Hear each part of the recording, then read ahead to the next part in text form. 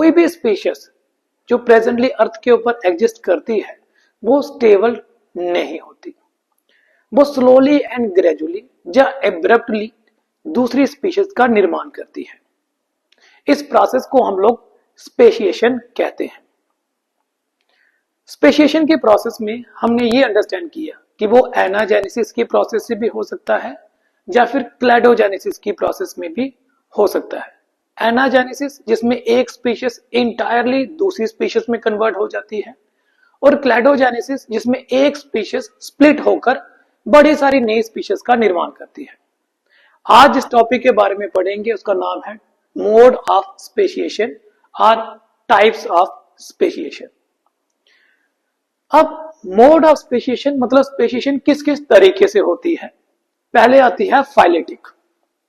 Phyletic as good as जैसे हमने एनाजेनेसिस में पढ़ा था, जिसमें स्पीशीज ए जो है वो स्लोली एंड ग्रेजुअली टोटलिटी में स्पीशीज बी में कन्वर्ट हो जाती है, और इस तरीके से होती है कि एक जो पॉपुलेशन है, जो स्पीशीज है, उसका एग्जिस्टेंस खत्म हो जाता है।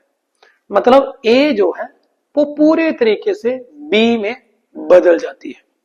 तो ए का एज सच कोई भी मेंबर नहीं बचता, उसमें बदलाव आ चुका है। तो इसके क्या कैरेक्टरिस्टिक फीचर होंगे? सबसे पहले तो ये एक स्लो चेंज है, इसमें धीरे धीरे बदलाव आता है। आप नहीं कह सकते कि एकदम से ए जो है वो बी में कन्वर्ट होगी। दूसरा, इसमें कोई स्प्लिटिंग नहीं हुई। इसमें ए ने सिर्फ बी का ही निर्माण किया, और निर्माण क्या, ए टोटली बी में चेंज हो चुकी है। इसमें सी डी ई और वाली कोई स्पीशीज नहीं बनी, जैसे हमने क्लैडोजेनेसिस में पढ़ा था। इसमें कोई भी रिप्रोडक्टिव बैरियर एग्जिस्ट नहीं होता। अब देखिए, जब भी कोई नई स्पीशीज बनती है तो उसका पहली रिक्वायरमेंट होती है कि वो एंसेस्टर पॉपुलेशन से रिप्रोडक्टिव आइसोलेट हो जाए, उनमें रिप्रोडक्टिव बैरियर बन जाए, ताकि जो अगर ए ने बी को बनाया है तो ये आपस में मेटिंग ना कर सके। क्योंकि इसमें ए टोटलिटी में बी में चेंज हो चुकी है, तो ऑब्वियसली बात है ये रिप्रोडक्टिव बैरियर बना या नहीं बना वो चेक नहीं कर सकता, क्योंकि ए का कोई मेंबर अभी है ही नहीं। तो इसमें रिप्रोडक्टिव बैरियर नहीं एग्जिस्ट करता। ठीक है, मैं फिर से बता देता हूं, दो स्पीशीज को हम तभी दो स्पीशीज बोलते हैं जब उनके बीच में रिप्रोडक्टिव बैरियर बन जाए, वो आपस में रिप्रोड्यूस ना कर सके। क्योंकि बी ए के साथ आपस में रिप्रोड्यूस इसलिए नहीं कर सकता बिकॉज ए एग्जिस्ट ही नहीं करता, वो बी में चेंज हो चुका है। सो यू कैन नॉट से कि इनके बीच में रिप्रोडक्टिव बैरियर बन गया है, क्योंकि रिप्रोडक्टिव बैरियर को चेक करने के लिए ए का कोई मेंबर है ही नहीं। अब ये होता कैसे है? ये होता है due to change in gene pool. वहां पे जीन फ्रीक्वेंसी में बदलाव आ रहा है फ्रॉम जनरेशन टू जनरेशन, या फिर उसमें क्रोमोसोमल इन्वर्जन हो गई है, क्रोमोसोम का प्लाइडी नंबर बदल गया है। इस तरीके से लेट्स से क्रोमोसोमल अबॉर्शन को कैसे पढ़ेंगे? ये है एक क्रोमोसोम और इसकी सीक्वेंस जीन की हम बताते हैं ए बी सी डी है। लेट्स से इसमें कुछ इस तरीके से बदलाव होता है कि ए वाली बी और सी वाले जीन यहां से सेगमेंट टूट जाती है और वो इन्वर्ट होके लग जाती है, तो ये बन जाता है डी, यहाँ ए, यहाँ बी और ये सी। तो देखिए ये सेगमेंट टोटली इन्वर्ट हो चुकी है। इस प्रक्रिया को हम लोग इन्वर्जन कहते हैं। ठीक है, तो ये क्रोमोसोम में बदलाव है।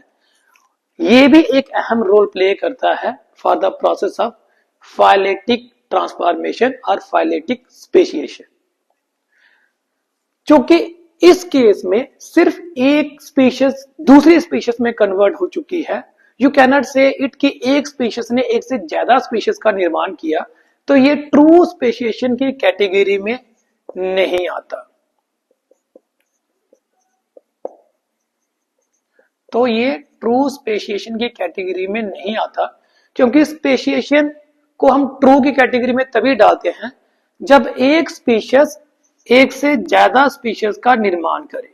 तो ए ने बी भी बनाया, सी भी बनाया और डी भी बनाया, राइट।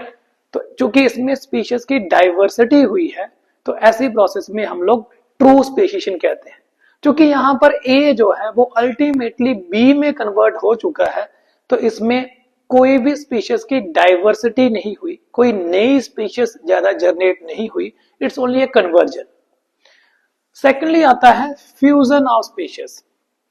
तो यहां पर क्या होता है, दो डिफरेंट स्पीशीज जो है वो आपस में इंटरब्रीड करते हैं और आपस में इंटरब्रीड करके एक नई स्पीशीज का निर्माण करते हैं।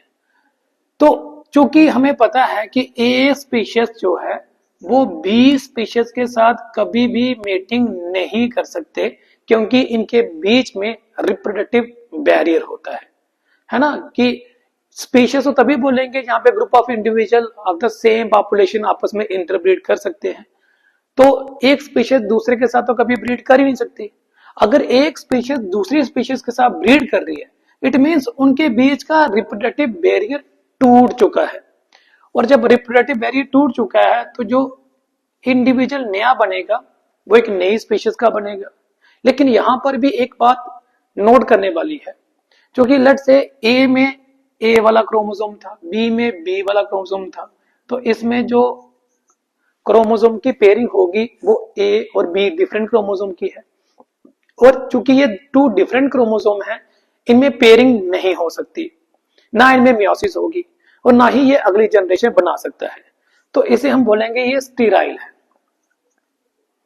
लेकिन अगर इसका प्लाइडी लेवल बदल जाए, राइट, इंस्टेड ऑफ डिप्लाइड ये टेट्राप्लाइड बन जाए, तब ए के साथ पेयर कर लेगा, बी के साथ पेयर कर लेगा, तो इसमें पेयरिंग भी हो सकती है, इसमें गैमेट प्रोडक्शन भी हो सकती है और ये अगली जनरेशन भी पैदा कर सकता है। उस कंडीशन में ये स्टीराइल नहीं होगा, ये होगा फर्टाइल, राइट। तो फर्टाइल तभी होता है जब उसका प्लाइडी लेवल बदल जाए।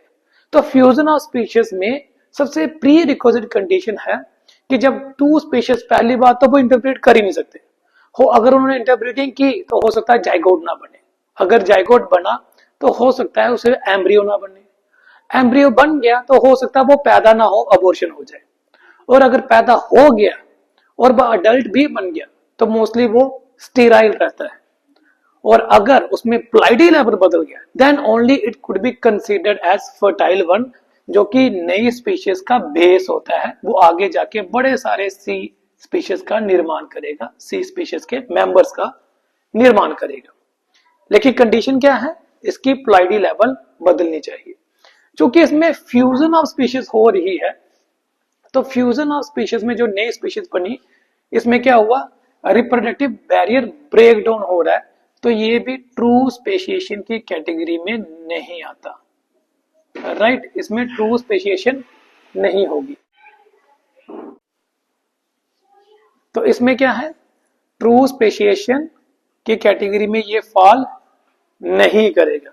क्यों नहीं करेगा, क्योंकि ट्रू स्पेशिएशन तभी कहलाती है जब एक से ज्यादा स्पीशीज प्रोड्यूस हो और उनके बीच में रिप्रोडक्टिव बैरियर एग्जिस्ट हो जाए। लेकिन यहां पर रिप्रोडक्टिव बैरियर खत्म किया जा रहा है, तो ऑब्वियसली बात है इसमें ट्रू स्पेशिएशन का कंसेप्ट नहीं आएगा।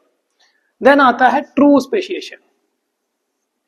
अब ट्रू स्पेशिएशन में क्या होता है कि एक ग्रुप ऑफ इंडिविजुअल जो है, एक पर्टिकुलर स्पीशीज एक जगह में रह रही है और सडनली उसके कुछ मेंबर में बदलाव आ जाता है और वो एक नई स्पीशीज का निर्माण कर दे।